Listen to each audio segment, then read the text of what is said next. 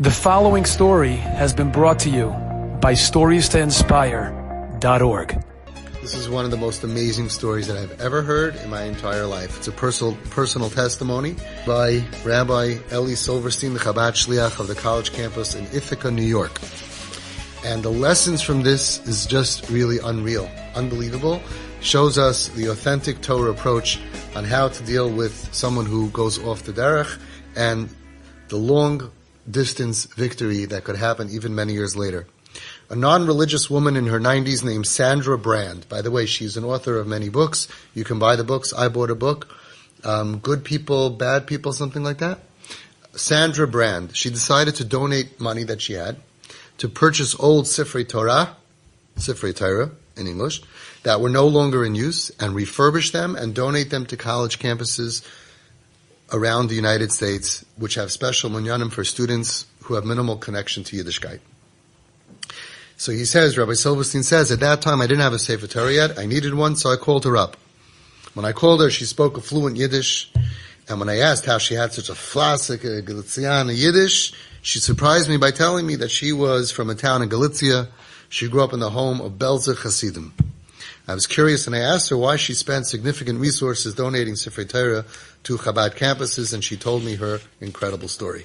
This is the story of Sandra Brand. She told him, my father, Reb Leizer Brand, was a big contractor. He had become very wealthy, building asphalt roads for the Polish government. He was an Erlich Yid and a passionate and prominent Belzer Chassid. He was a big supporter of Belzer institutions, Belzer Meistis, and the Belzer Rebbe, Rev Aaron. My older sisters all married Chashav Belzer Yungalite, who he supported while they learned Torah. They were from Hasidish, Erlich, and the family was considered a very Chashava, important family in the community. I was a teenager, and I wanted to be more free than the insular lifestyle that my family lived. And somehow I became friends with a non-religious boy who came from a non-religious home. He was so far removed from Yiddishkeit that he didn't even speak Yiddish. And in Poland, even non-from Yidden spoke Yiddish. That was the language, right? And it was only completely assimilated Yidden that didn't speak Yiddish. So that's how far away this boy was from a family that had any connection to religion. He was so far away. And of course, I didn't dare tell my parents that I befriended him. But our relationship grew very close to the point where we decided to get married. I couldn't do this in my hometown because I knew that my father would object, and I knew that the rabbis, the rabbanim from Belz in my hometown would never agree to marry me off against my father's wishes. So, listen to this girl, young girl in her teens. I secretly traveled to another city where we found a rav who was willing to marry us. Interesting, even though they're not from, they wanted to be married halachically. After the wedding, I came back home and continued living at home, single, just as before, never telling my parents that I was actually married. I would sneak out of the house to spend time with my husband until I finally realized that I just couldn't continue like this, and I worked up the courage to tell my parents the truth. When I broke the news of my marriage at the age of 18 to a not religious boy, they were extremely upset, and they said they were throwing me immediately out of the house, and they didn't want to have anything to do with me anymore. My worst fears came true because I really didn't want to lose my family.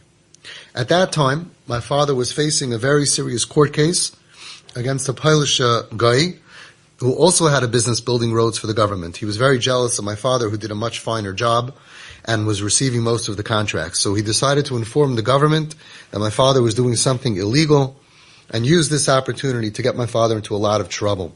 He hoped that since my father was a Jew, the government would easily rule against him, thus taking care of his competition once and for all.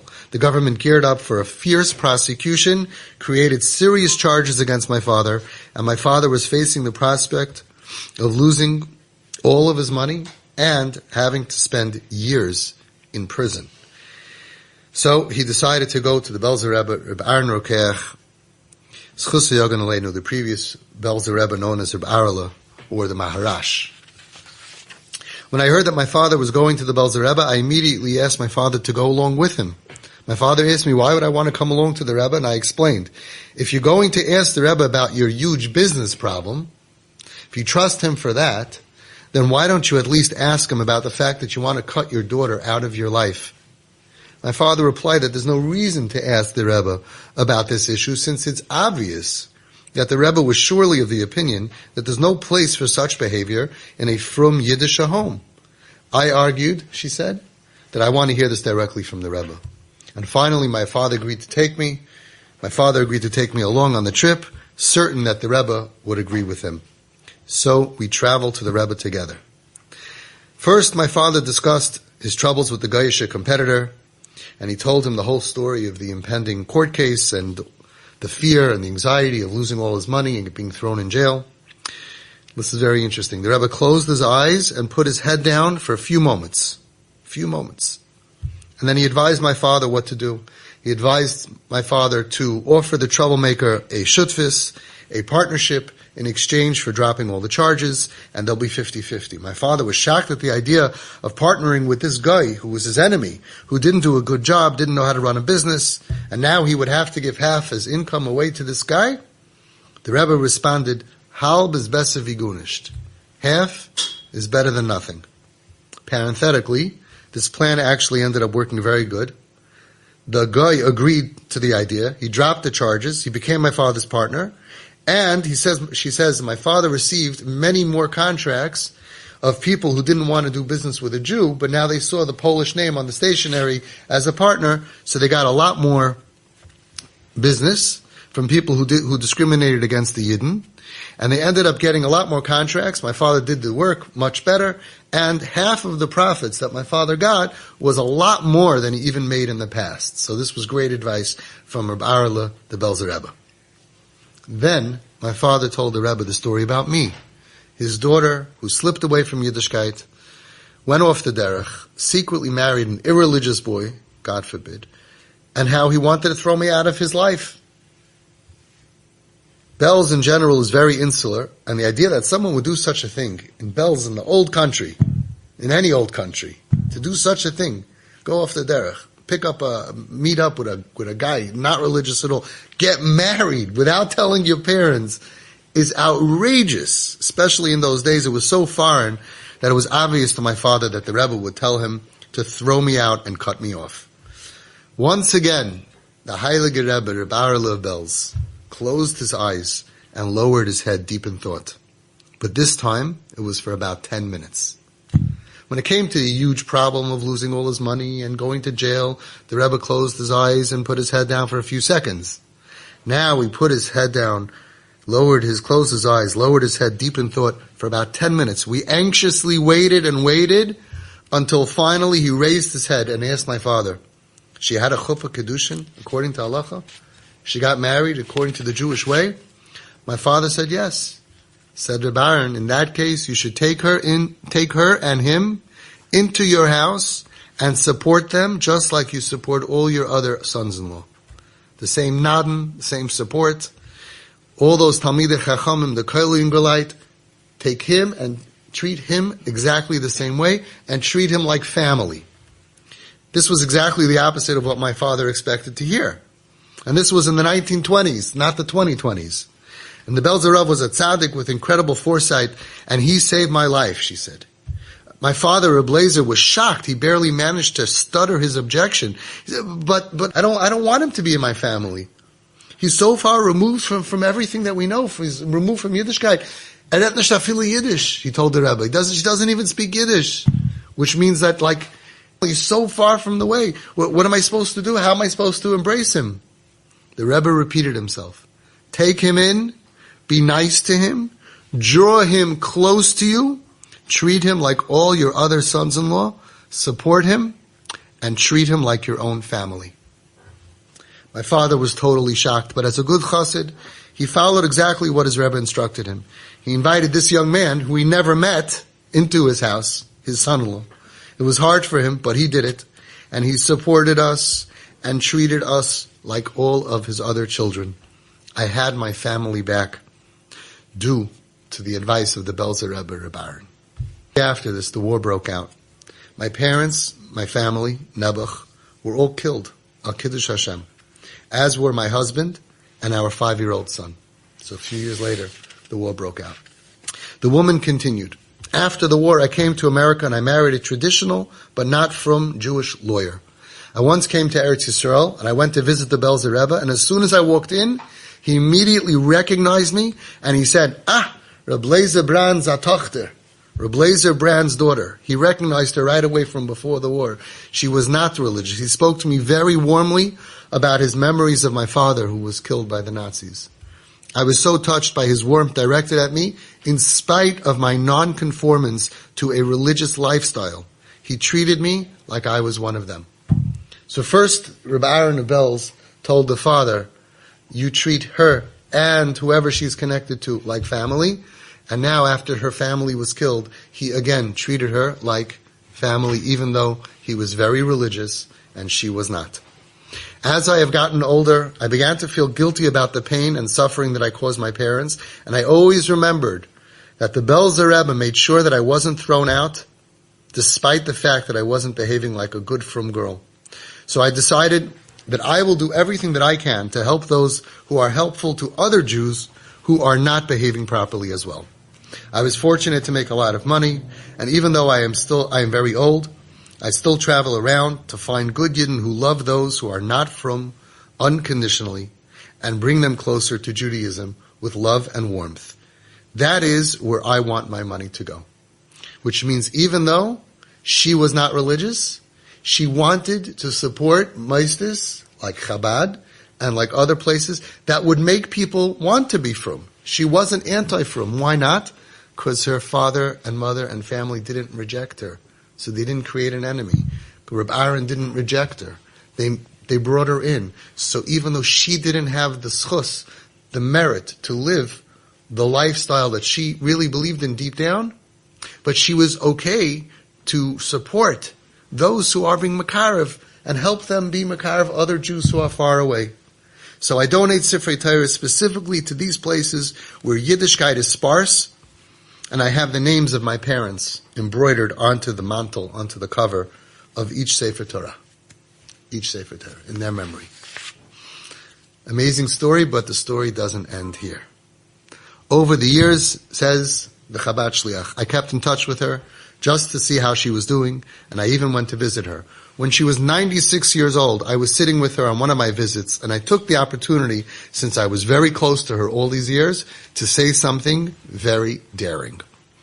I told her, Sandra, it's certainly so nice that you're assisting outreach centers by donating Sifrei Torah in your parents' memory and helping unaffiliated Jews work their way back to their roots.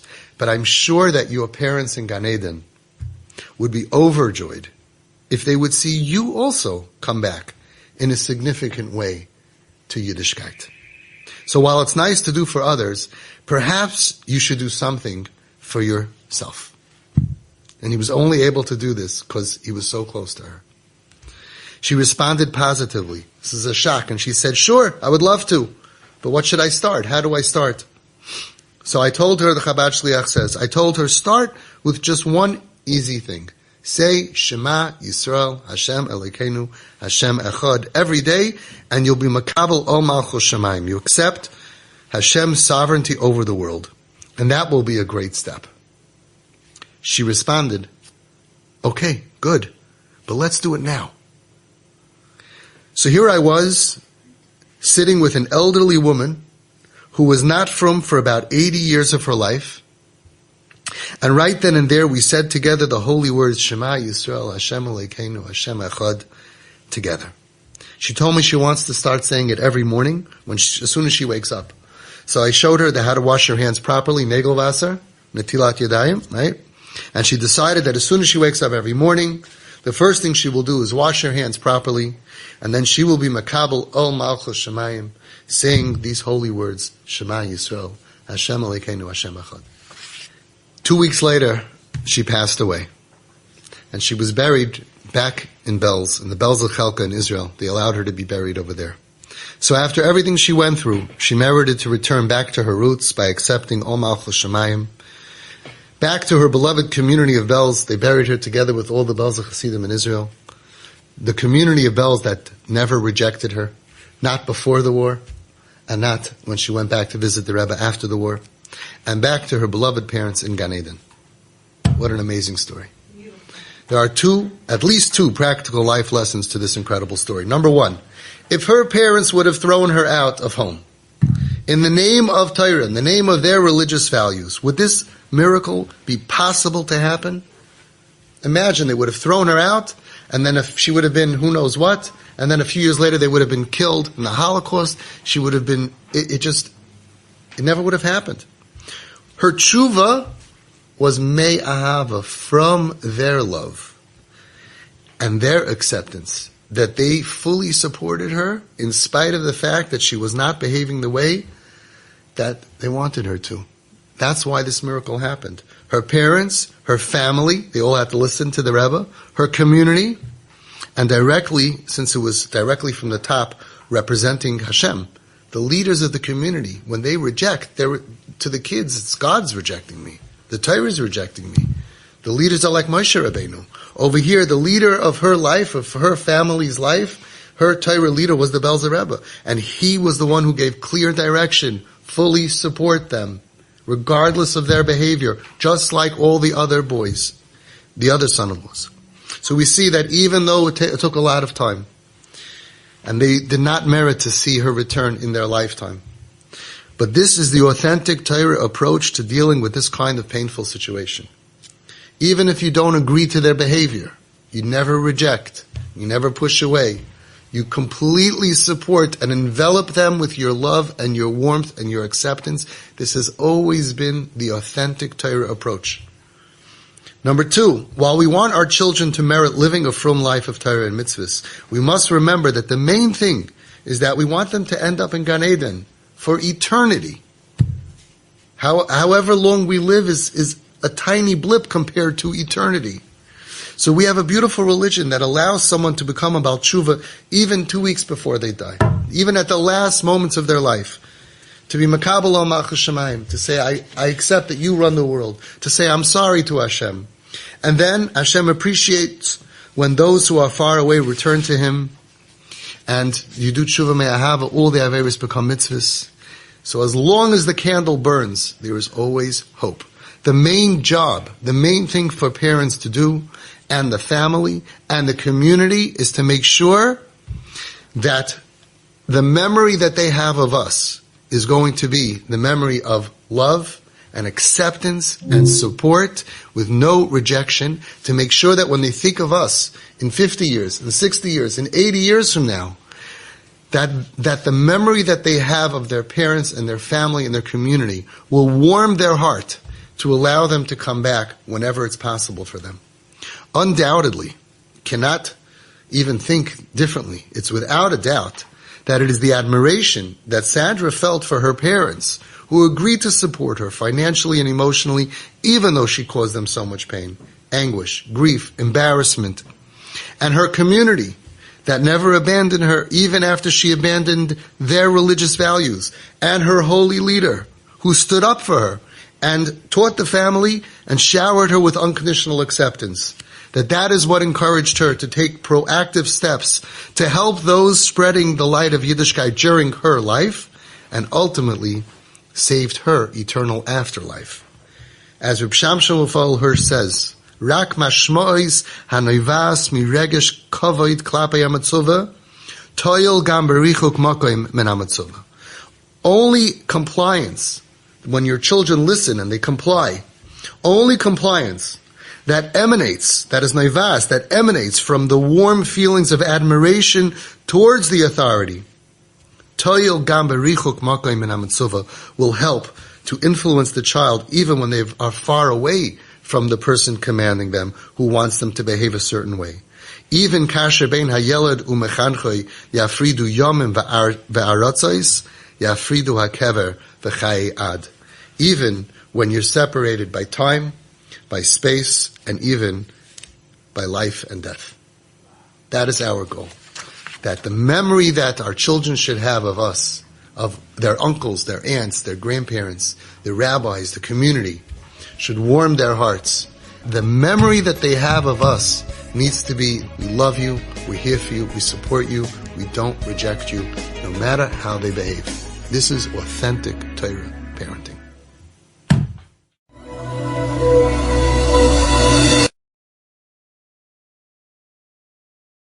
Enjoyed this story? Come again. Bring a friend. StoriesToInspire.org.